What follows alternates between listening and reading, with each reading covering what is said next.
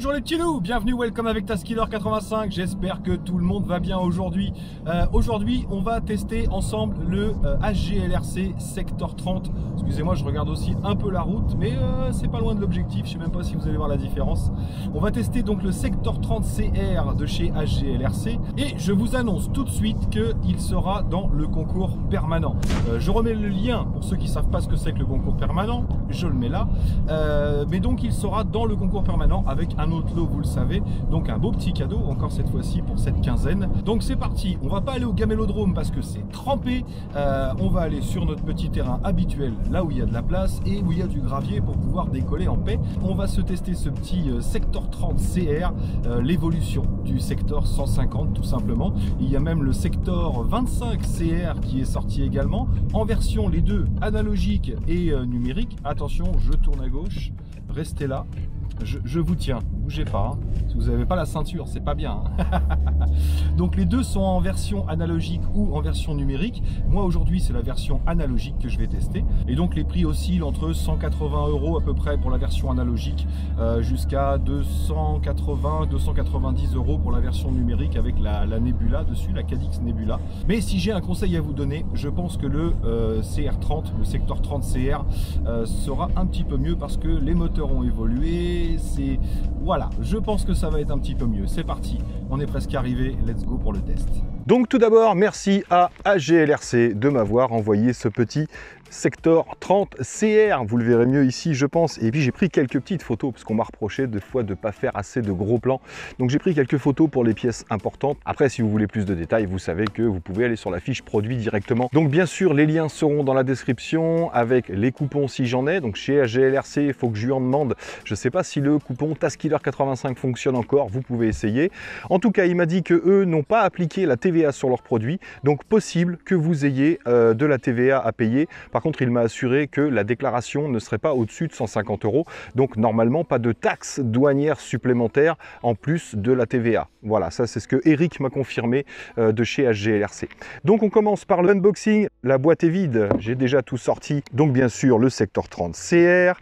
On aura un jeu d'hélice supplémentaire, ce sont des Gemfan D76 en 5 pales pour du 3 pouces bien évidemment. Donc amélioration par rapport au Sector 150 qui lui avait des 4 pales toutes fines, donc beaucoup moins de portance, mais vous allez voir c'est pas les seules améliorations. Une petite notice pour le récepteur puisque moi là je l'ai pris en XM+. Le petit éclaté et descriptif de la carte de vol, là on a une F722 dessus qui prend du 3 au 6S avec un ESC 4 en 1 Zeus également, 28 ampères qui monte à 35 ampères en pic. Donc là on a une FC plus des ESC 4 en 1. Vous aurez la même chose sur la version digitale, la version numérique. La même chose également sur le Sector 25 CR mais en version analogique. Par contre là où ça va changer c'est que sur la version digitale ils n'avaient pas assez de place.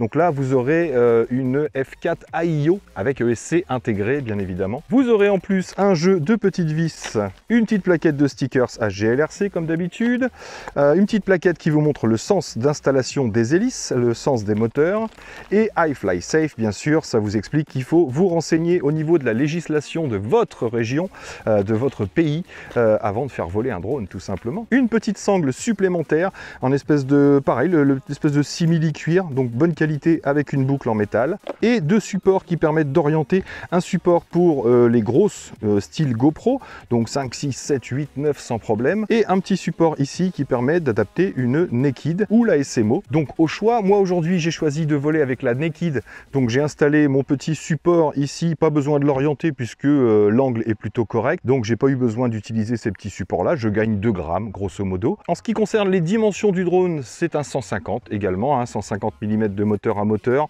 c'est pas un vrai X comme vous pouvez le voir ici, vous le verrez peut-être mieux là. La seule chose que j'ai modifié, enfin que j'ai ajouté, c'est ce qu'on voit ici, les gros tampons, puisque là sur ce drone la batterie se met dessus, même si on peut l'adapter en dessous bien sûr, mais elle est prévue pour aller dessus, et dessous il n'y a aucun tampon, il n'y a rien qui protège la petite visserie, donc j'ai ajouté des petits tampons. Si j'y pense, je vous les mettrai en description. C'est vrai qu'ils sont bien parce qu'on peut les découper, là ils sont un peu plus larges à la base, je les ai découpés pour qu'ils aillent pile poil sur les bras, mais c'est pas plus mal pour décoller, atterrir, ça permet d'éviter de gratter les vis tout simplement, si vous n'êtes pas sur une surface moltenée. Donc les hélices, je vous en ai parlé, ce qui va changer surtout par rapport au Sector 150 qu'on qu'on avait vu ensemble. Tiens, je vous mettrai le lien de la vidéo du secteur 150. En fait, celui-là, c'est l'évolution du 150 et le secteur CR25, le 25 CR, pardon, c'est l'évolution du 132, tout simplement. Donc, vous pouvez retrouver dans mes vidéos. J'ai fait le 132 ainsi que le 150 que j'avais fait lui en numérique. Donc, deux belles petites évolutions quand même parce que ils auraient pu garder la même frame, mais ils ont modifié. C'est pas exactement la même frame. On est toujours en 3 mm d'épaisseur sur la plate du bas et les bras, puisque les bras ne sont pas séparables ici. La seule chose que vous allez pouvoir changer indépendamment, ce sont les protections d'hélice. Ça, vous trouvez les pièces détachées sur HGLRC sans aucun souci. Elles sont à 4 € les 4, je crois. Là, les pièces n'ont pas augmenté. Ça fait plaisir. Donc, vous les trouverez pour des 2 pouces, 2 pouces et demi et 3 pouces comme celui-là, en noir ou en transparent. Il y a ce qu'il faut en pièces détachées. Donc, la frame a été modifiée légèrement, même si dans l'ensemble, bah, ça reste à peu près la même chose. C'est-à-dire qu'on reste sur quelque chose d'assez fragile au niveau des moteurs ici, des fixations moteurs, je pense en cas de choc, s'il n'y a pas les protections d'hélice. Après, protection d'hélice, ça ne veut pas dire forcément vol en indoor. Peut-être le secteur 25 CR un peu plus. Maintenant, celui-ci, je ne le conseille pas spécialement en indoor. C'est plus pour l'extérieur, pour de la cinématique, du vol tranquille, un petit peu de cruising et certainement un petit peu de freestyle, puisque là, c'est la version 6S que j'ai. Donc, les moteurs, ce sont des 1800 kV. Là, vous ne le verrez pas, mais je vous ai pris une petite photo. Donc, ce sont des 2004. C'est ce qui va changer par rapport au secteur 150, où là, c'était des 1404, je crois. 1406 même. C'est sur le CR25, là, qu'ils ont mis des 1404. Et il est disponible en 4S, en 3000 kV et en 6S. Cette version-là en 1800 kV. La caméra, c'est la petite Cadix Ratel 2, encore une fois, donc grand fauve. On sait qu'on aura une bonne résolution. Carte de vol et ESC, je vous en ai parlé. La petite prise micro USB est très facilement accessible, pas besoin d'un coude particulier. On voit qu'on a un petit condo qui est juste au-dessus du VTX. C'est le Zeus 350 mW qu'on connaît maintenant, qui met sur à peu près tous les engins. Là, sur celui-ci, j'aurais peut-être poussé un petit peu à leur place. Même si vous savez que la législation ne permet pas de faire du long range, on verra ce que ça donne avec cette petite antenne marteau HGLRC. Mais c'est vrai que bon, sur un petit qui met un Zeus 350 mW, oui. Maintenant sur un plus gros comme celui-ci, bah, on aurait peut-être pu avoir hein, jusqu'à, je crois que c'était 800 mW, hein, on pouvait avoir sur l'ancien secteur 150, il me semble. Après, la performance des VTX, c'est pas forcément ce qui est écrit en milliwatts. Donc, on va voir parce qu'on a rarement été déçu avec celui-ci. Donc voilà, c'est un petit XT30. Moi, c'est un XM+. Donc, mes antennes sont directement ici. C'était monté. Il y a déjà les supports. Bien sûr, il est dispo en PNP, en RXSR, que je conseille pas trop. Je préfère le XM+, et en TBS Crossfire, bien évidemment. Donc, la deuxième sangle est installée. Les antidérapants étaient déjà installés ici pour la lipo. Petit détail, le XM+, qui est en dessous ici, le récepteur est alimenté directement par l'USB. Donc pas besoin de le brancher la batterie pour pouvoir faire ses réglages, son bind ou ses réglages sur Betaflight. Vous pouvez le brancher sur Beta, faire le bind directement et ensuite attaquer vos réglages, mis à part la vidéo bien évidemment et l'OSD. Donc voilà, au niveau des lipos, ce qu'ils conseillent, c'est entre 800 mAh et 1000 mAh.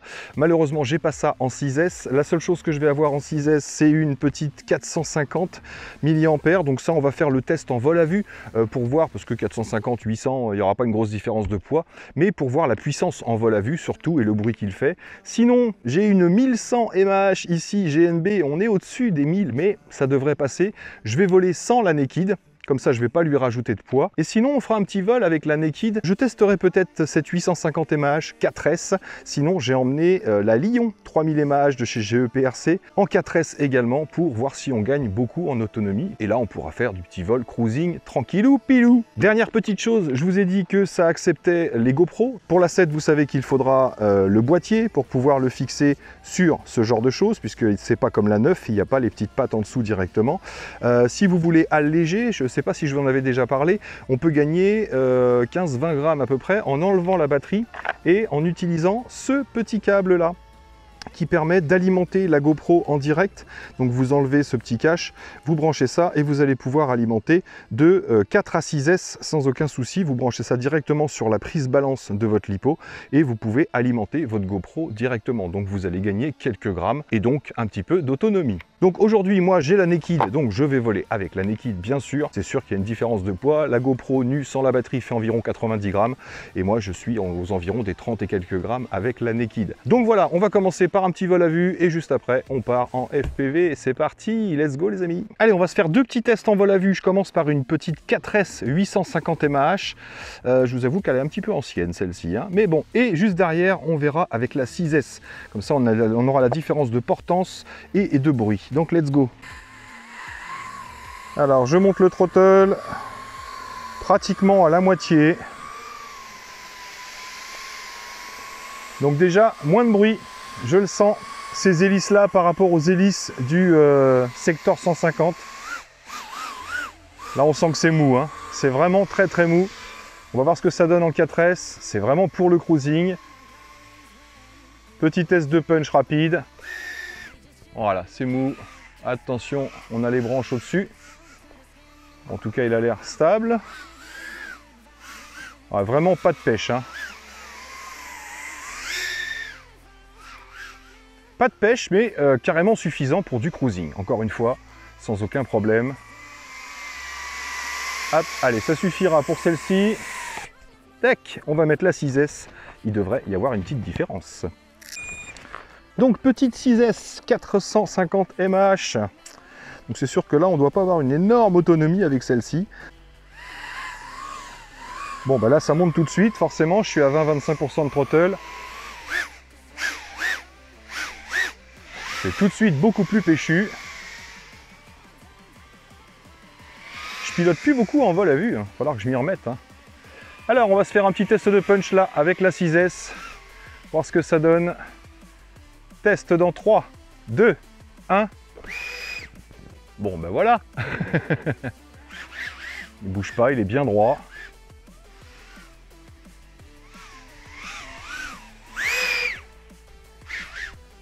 J'ai une légère brise, mais vraiment pas grand chose aujourd'hui.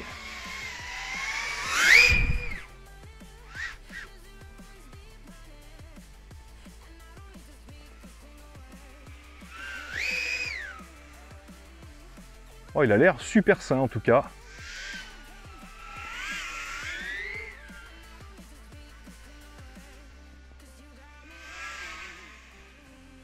Ouais, propre. Allez, ça ira. On va s'équiper pour le FPV, c'est parti. Allez, je teste vite fait la fin de batterie. C'est la 6S 450 mAh. Il m'en reste un petit peu apparemment. C'est parti.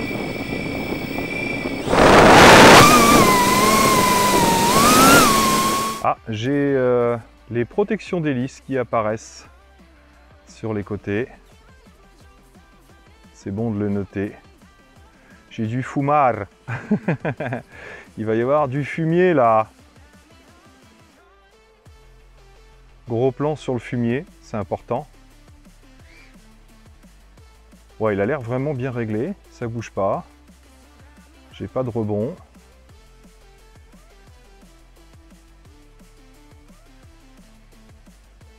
Ça arrête net.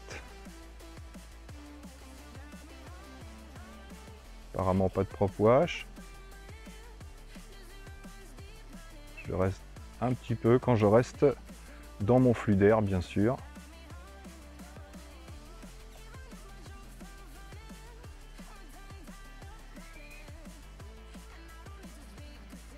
Donc en 6S, forcément, il y a la puissance.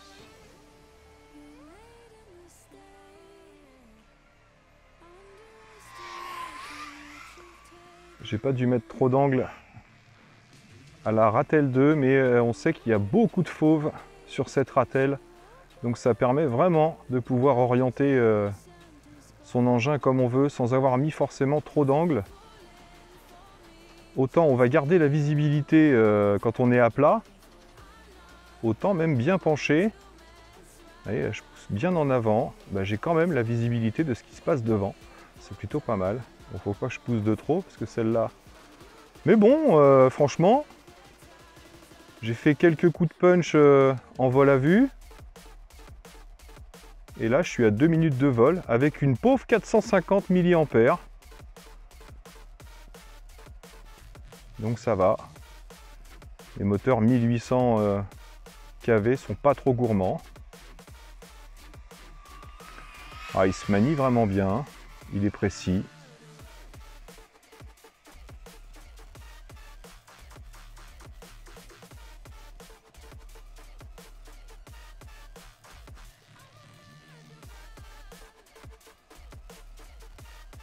Ouais, vous voyez, si on vole en cruising sans faire le fou, ça consomme pas des masses, hein.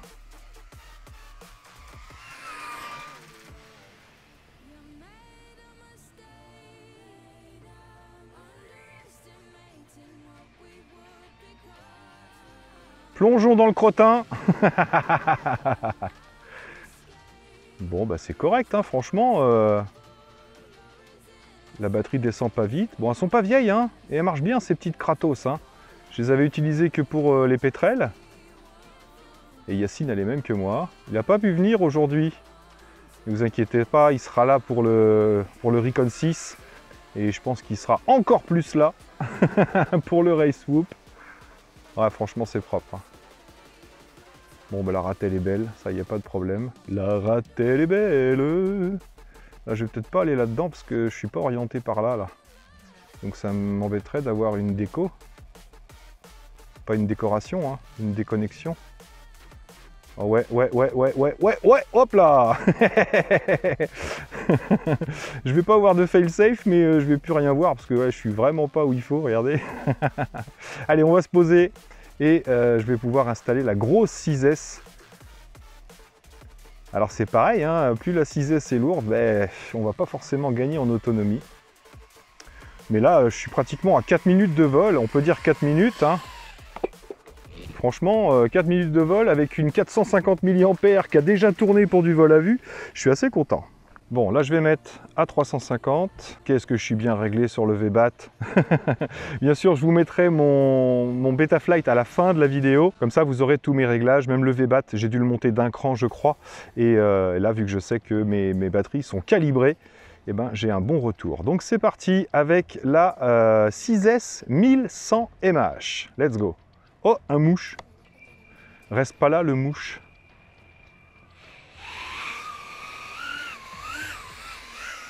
Donc je suis un peu plus lourd, bien sûr, mais je suis pas à 50% de throttle.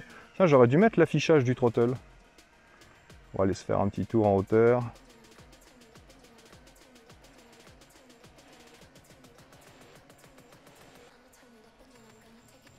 Il fait pas super beau aujourd'hui.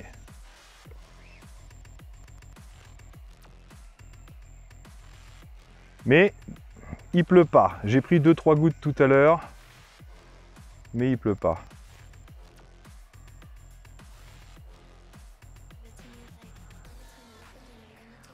Là, je pense que ouais, même si j'avais mis la Naked, ça irait, puisque je suis vraiment pas tout à fait à mid-throttle avec la 1100 mAh. Ah, avec une bonne 1000 mAh, je pense que je peux enlever 20 grammes sur la lipo.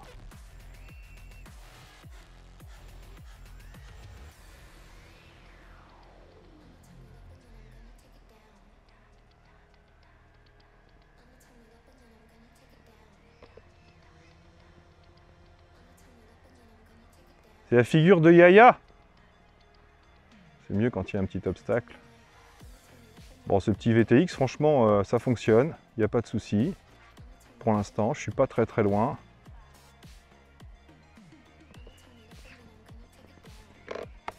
J'ai trompé, chef. Bon, un peu crasse-pouillou, mais en bon état. Je pouvais pas le retourner, l'herbe est trop haute. Et il fallait pas que j'active trop les moteurs, sinon j'en ai déjà mis pas mal dans la carte de vol. Donc, je suis allé le chercher. C'était loin. C'est reparti. Il suffit que je dise que je vais vous l'offrir pour que je le croûte.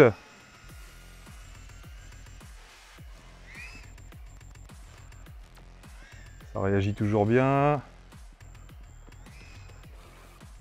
Ah, je suis en vitesse 1, ouais.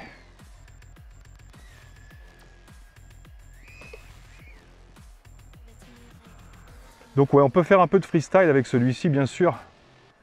Mais il est un peu plus lourd, hein. Et puis la batterie 1100 mAh, je vous dis, c'est pas forcément ce qu'il y a de mieux. J'opterais plus facilement Vu l'autonomie que j'ai eue avec la 450, j'opterais plus facilement pour une 650 ou 800 mAh, je pense, en 6S. Et je pense que là, on aurait un bon rapport poids.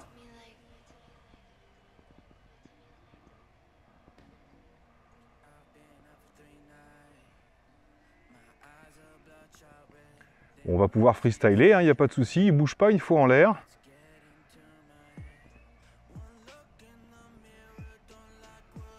Il n'y a pas de rebond du tout.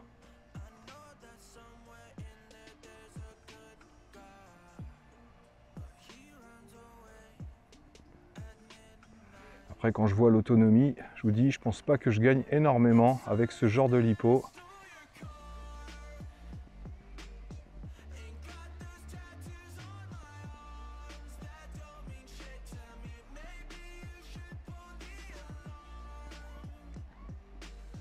Ouais, pour moi, 1100 mAh, c'est un peu beaucoup.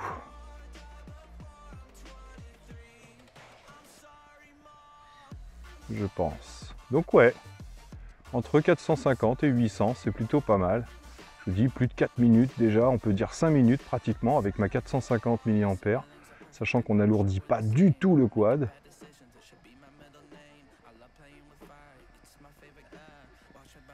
Il est bien droit, il tient bien sa trajectoire.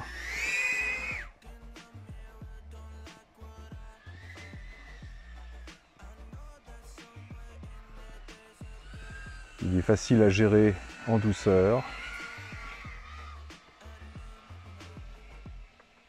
Et les images sont propres quand même avec la Ratel. Regardez de près en proxy.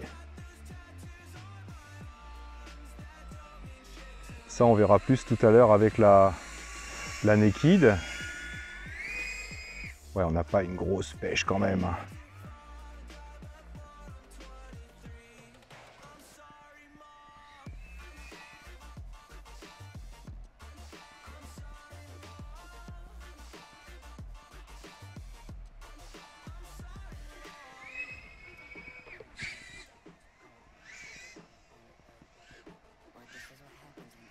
Ouais, il n'est pas fait pour les grosses figures, les gros coups nerveux. Du moins là, il est peut-être embarqué par le poids, c'est possible. Parce que je sens qu'il y a carrément moins de puissance avec cette grosse 6S qu'avec ma 450 de tout à l'heure là. Mais en tout cas, ça vole bien. Les images sont propres, il y a pas de, je sens pas de vibration particulière.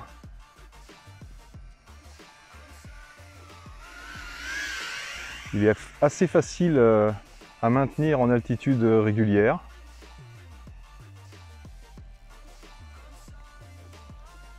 Une bonne vitesse quand même avec ces petits moteurs et ces hélices 5 pales. J'aime bien ces petites hélices, c'est celles que j'ai mis sur mes Cinewhoop. Franchement, on n'est pas déçu. Ah, faut pas que je pousse de trop là, je suis en... Pourquoi je tourne le drone pour voir mon OSD moi. Hop, faut que je tourne la tête à gauche. Attends que je réfléchisse. Non, je sais plus où je suis. Non, c'est à droite. Bon, ça va. J'ai récupéré les images. Parce que là, c'est pas mon patch qui fonctionne là.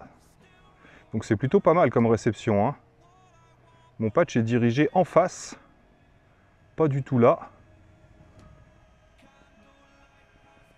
Donc ça va, le VTX fonctionne bien. Vous voyez comment je suis dirigé. Pas du tout là où j'étais. Donc vous voyez pour l'autonomie, ça prouve bien ce dont on a déjà parlé. C'est pas parce qu'on met une plus grosse batterie en milliampères qu'on aura plus d'autonomie, puisque là le rapport poids fait qu'on y perd. Bon, même si j'ai perdu 5 minutes, j'avais remis le VTX sur 25 mW le temps d'aller chercher le drone. Mais vous voyez, là j'arrive à 5 minutes et il va falloir que je me pose bientôt. Donc ouais, bien choisir sa lipo pour ce drone. Je vous dis, entre 450, je vais me poser, entre 450 et 800, je pense que c'est le bon compromis. Même 1000 pour moi, c'est presque trop.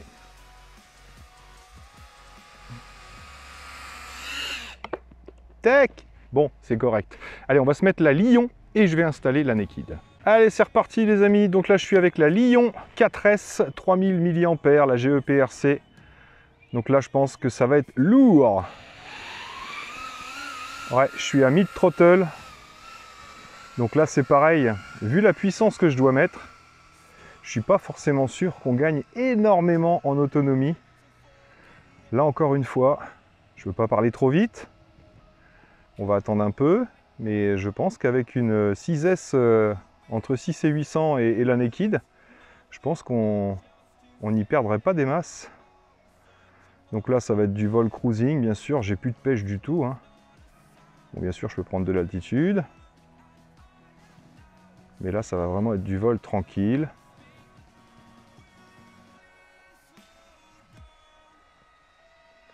Mais ouais, on l'entend, hein, de toute façon, au bruit des moteurs. Je prends de la vitesse dans la descente. Donc là, c'est vraiment du vol doux, du vol smooth. Il faut anticiper la reprise des gaz, c'est sûr et certain. Il ne faut pas se laisser embarquer.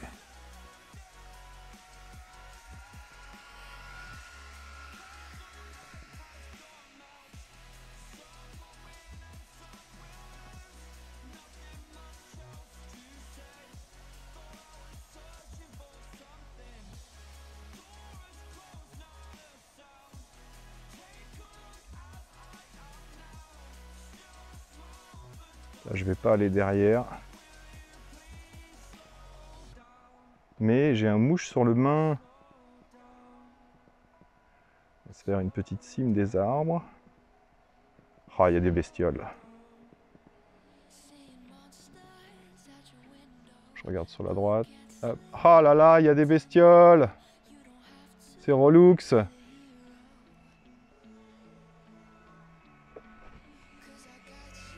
Ah, puis ça y est, maintenant, à mon trouvé, elles vont plus me lâcher, hein. J'ai été peinard jusqu'à maintenant.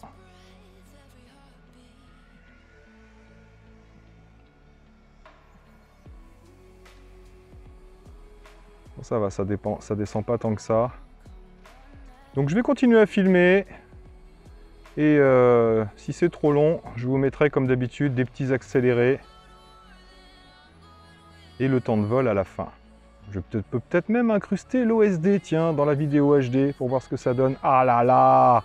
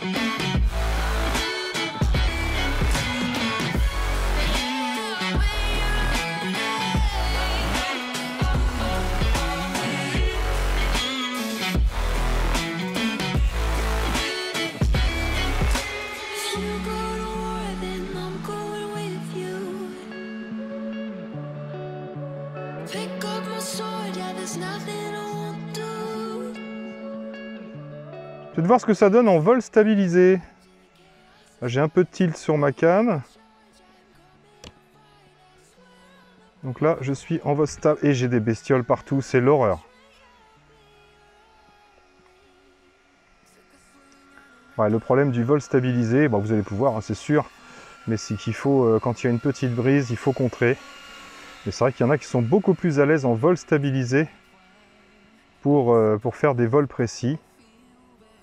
C'est vrai que l'intérêt, il est là, hein. La cinématique, le vol de précision, se trouver des petits espaces. Donc là, en vol stabilisé.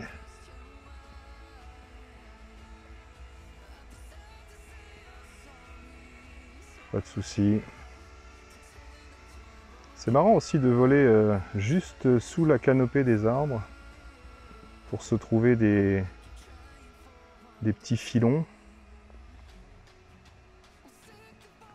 Moi, je suis presque moins à l'aise en stabilisé. Je suis même pas sûr qu'il y ait de la place là, si.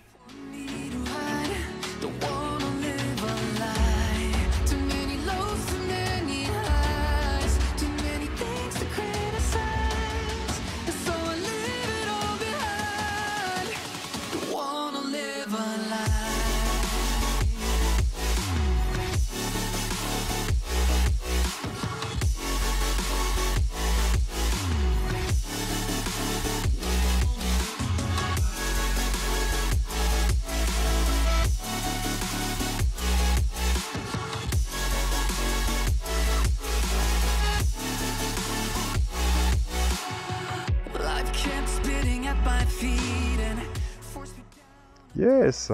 Ah, il y a des bestioles, c'est l'horreur. Yes, ben c'est pas mal ça. Bon, alors en fait, j'ai dit des bêtises tout à l'heure. Oh là là là là, mais j'ai envie de mourir. Non, je rigole. Mais quand même. En même temps, en étant à côté de fumier, je suis presque pas étonné qu'il y ait des bestioles. Je vais pas être sorti de Saint-Cyr pour trouver ça. Gros plan sur le fumier, ça vous dit? J'ai pas envie d'aller le chercher dans le fumier en même temps. Donc oui, on va gagner quand même en autonomie. Vous voyez, je suis à 3,50, sachant que je peux descendre à 2,6. Me poser à 2,6, il y a quand même de la marge. Si vous volez en douceur, c'est franchement top, hein. Bon, j'arrête de parler et on va aller directement vers la fin de la vidéo, je pense, pour avoir le temps de vol avec cette 3000 mAh.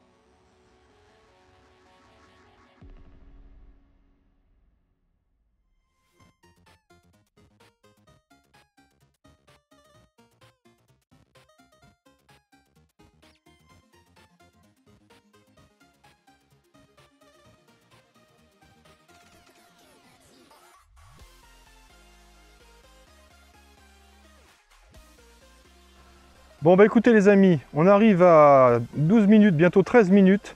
Il me reste encore de quoi voler, mais largement. Donc je pense qu'on peut atteindre selon le type de vol, les 20 minutes avec ce genre de lipo, bien sûr, avec ce genre de lithium-ion. Mais je vais me poser parce que j'ai peur que l'enregistrement de la Naked ne se fasse pas complètement. Donc je me pose à 3,19. Voilà, eh ben, j'estime que c'est vraiment pas mal. Donc voilà les amis, pour le test de ce petit Sector 30 CR de chez HGLRC, et franchement il écrase pouille, hein. Je sais pas si vous allez pouvoir voir dans l'état qu'il est, mais ouais, j'ai balancé un peu d'herbe dedans tout à l'heure pendant la chute. Bon, je suis pas retombé depuis, mais et j'ai un petit chose de cassé là. Voilà, j'ai un bras sur une protection d'hélice, donc là ça n'empêche pas de voler, ça peut même se recoller, pourquoi pas. Donc je vais voir si je vous l'offre ou pas. Qu'est-ce que vous en pensez? Parce que le temps que que je commande une protection d'hélice, enfin un jeu de 4, je sais pas trop si j'aurai le temps de vous l'offrir, quoi. Donc dites-moi ce que vous en pensez. Vous le voulez dans le concours permanent, oui ou non? Parce que le tirage, c'est samedi prochain. Donc je le nettoie et je peux vous l'envoyer avec une petite protection d'hélice cassée, là. C'est pas grand-chose, hein, ça se recolle. Et puis, bah, faut en commander 4 à 4 €, hein, tout simplement, voilà. Donc sinon, qu'est-ce que j'en pense? Bah écoutez, niveau vol, ça se passe super bien. C'est pas un gros freestyler, même si on va pouvoir faire quelques petites figures. C'était un peu le cas avec le Sector 150, sauf que là, on a une meilleure portance avec ces hélices 5 pouces. On a des moteurs un petit peu plus puissants, avec un peu plus de couple. Donc en 6S, ça pose aucun problème, bien sûr. Il va falloir choisir sa lipo, comme je vous l'ai dit pendant le vol, entre, pour moi, minimum 450 mAh. Si vous volez tranquillou avec quelques petites axelles, quelques petites figures, vous aurez entre 4 et 6 minutes de vol quand même, facile. Donc c'est plutôt pas mal. Et je pense qu'il ne faut pas dépasser les 800-850 mAh. Moi perso, j'irai pas jusqu'à 1000. Après, en 4S, bah, ça va bien voler aussi pour de la cinématique, pour du cruising tout simplement. Celui-là n'est pas fait pour du long range, bien sûr, ni du long time. Quoique du long time, si, je peux. Parce que 4S, là c'est pareil, on va pouvoir tourner entre 600 et peut-être 1000 mAh, là je pense, pour pouvoir voler en cruising. Et je pense pas qu'on perde énormément de temps. Par contre, avec une Lion de ce type-là, là c'est la 3000 mAh GEPRC, ouais, 20 minutes. 20 minutes parce que vous n'allez pas pouvoir taper dedans. De toute façon, ça va être du cruising et de la cinématique. Donc ça laisse vraiment du temps. Sinon, super agréable à voler. Petite fragilité parce que la chute, bon, c'était une bonne chute quand même, mais c'était de la chute dans de l'herbe comme ça, assez haute. Bon, il y a de la terre hein, quand on arrive dans l'herbe, bien sûr. Mais voilà, j'ai pété une petite protection d'hélice. Donc c'est mieux que de péter une hélice, par exemple, ou un moteur. Donc ça amortit bien les chocs quand même. Mais je donne pas cher de sa peau sur un choc contre un arbre ou sur du bitume, hein, bien sûr. Il n'est pas fait pour ça. Donc, vol tranquille, voilà, cinématique, cruising. Ouais, bien pour de la cinématique. Par contre, on verra ce que donnent les images avec la Naked, parce que forcément, je ne les ai pas encore vues. Mais sinon, correct. Je lui mettrai pas une énorme note, parce que quand même 180-190 € avec la version FR Sky que j'ai là, la XM+. Donc, il n'aura pas une grosse note, mais il y a une nette amélioration par rapport au Sector 150 quand même. Le bruit, voilà, il est moins violent, meilleure portance, meilleure autonomie, bien sûr, et puis plus polyvalent puisque le 150 était qu'en 4S de toute façon. Là on peut voler de 4 à 6, on peut voler en 4 sur la version 6S pour gagner en autonomie tout simplement. Donc ouais, propre, franchement, bonne petite note. J'ai envie de dire dans les 16,5, un truc comme ça. Parce qu'il vole bien, mais il est un petit peu cher quand même. Je pense qu'on peut trouver des équivalents dans les Cinewoop, par exemple. Maintenant, c'est pas un Cinewoop, voilà, c'est plus léger qu'un Cinewoop, il fait environ 200 grammes. Donc, ouais, pas mal pour des petites prises de vue tranquillou pilou, j'ai envie de dire. Donc voilà les amis, c'est tout pour aujourd'hui. Merci à tous d'avoir suivi, merci encore à vous d'être là. À très bientôt pour de prochains tests. Moi, je vais aller me reposer un petit peu ce week-end. Et là-dessus, il ne me reste plus qu'à vous dire surtout, portez-vous bien, prenez soin de vous. Ah bah non, et des autres, et à très bientôt dans mes vidéos. Ciao, ciao!